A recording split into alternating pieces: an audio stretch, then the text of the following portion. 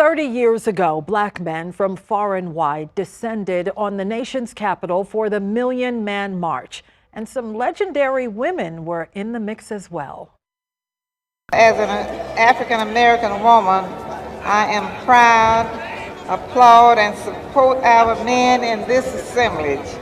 The ancestors remind us, despite the history of pain, we are going on people who will rise again, and still we rise.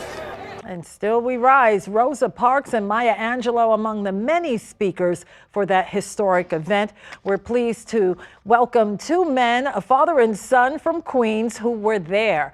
Professor James Blake and his son, Dr. Shango Blake. Gentlemen, thanks for being here. Thanks for having us. Great to see you.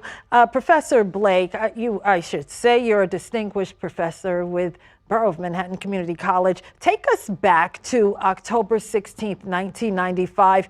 As one of the organizers here in the city, tell us about the national call to action for black men and the goal. Well, one of the things that really stands out then and today is that the goal was for black men to be better fathers, better sons, better husbands, better producers or better contributors to society, to the communities that we come from, to stand up against black on black crime, to stand up against leaving your children and leaving the woman to fend for herself. This was a national call for responsibility. Take the responsibility, be a man, and stand strong. And support each other in that effort. Yeah, and Dr. Blake, you were there every step of the way. How did it feel to be in those massive crowds? It was totally peaceful. And what was it like? What was the atmosphere like? I was overwhelmed with joy. I think about all the work that it took to get to that point. You know, we had to talk to various civic leaders, religious leaders. We had to speak to Greek organization, young people, even young people who were involved in gangs. We had to convince people that this wasn't just a Muslim thing. This was for the entire black community. We had to stand up against mockery from people who said, you're not gonna get 1 million men to Washington, D.C. And we had over 1 million men. And I know because I was there. I remember standing on that mall, I was at the front, and I remember looking back at the crowd and seeing these sea of men. And like the ocean, you did not know where it stopped. Yeah, and Professor Blake, you had the incredible honor of escorting Rosa Parks. What was it like meeting her? And she was always a gentle woman, but she had a powerful voice.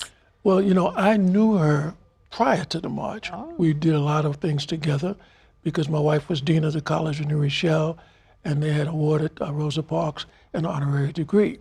So on the day of the march, I was all into the march. I got up early that morning on my way to the march, and I got a call from my wife. She said, Rosa Parks is at the Watergate and she needs you. I said, but if I go there, I'll never get back to where I'm supposed to be because the place was just flooded with men. She said, she needs you.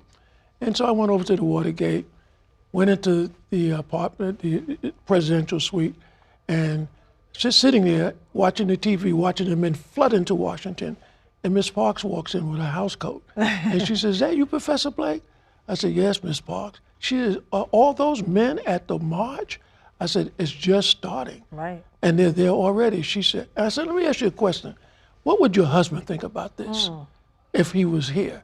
She said he would love it. He would love it. He said Raymond was an activist with the Scottsboro Boys, and he would love it. Yeah, and she gave a great speech. She gave a great one of the speech. many great speeches.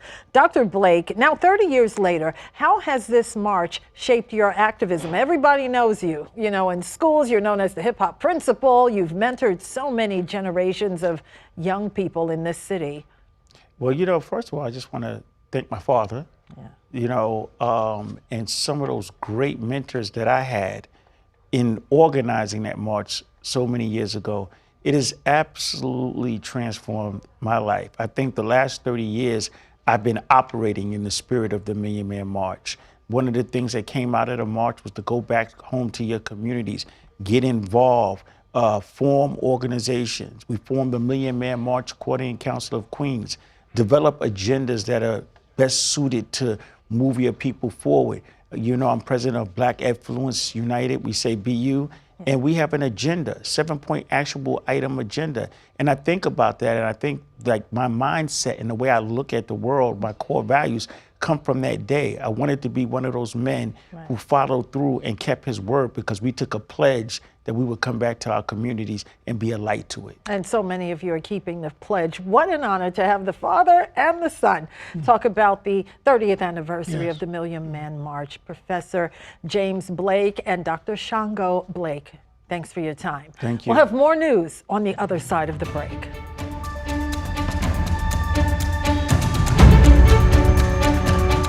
Thank you for watching our YouTube channel. Let Spectrum News be your resource for balanced, in-depth political coverage, and click the subscribe button right here.